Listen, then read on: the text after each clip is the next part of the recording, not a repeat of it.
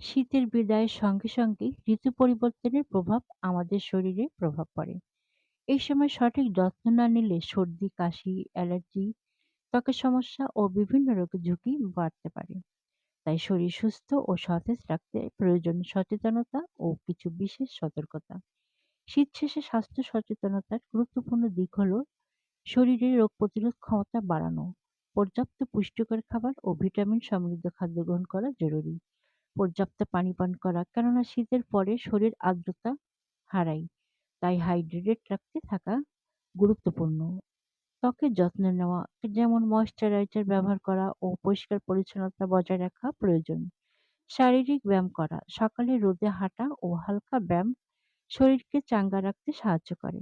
পরিবর্তিত আবহাওয়ার সঙ্গে সঙ্গে মানিয়ে নেওয়া, যেমন হালকা গরম পোশাক পরা এবং হঠাৎ ঠান্ডা খাবার এড়িয়ে চলা দরকার।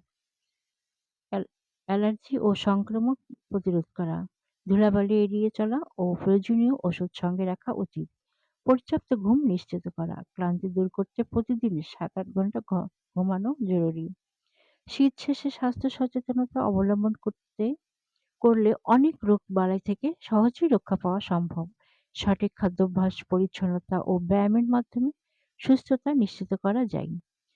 স্বাস্থ্য ভালো থাকলে সুন্দর জীবন উপভোগ করা যায়। তাই নিজের সুস্থতার জন্য একটু নিজের যত্ন নিন, সুস্থ থাকুন, ভালো থাকুন। সোহানা ওয়েলনেস আপনার সুস্থ জীবনের সঙ্গী।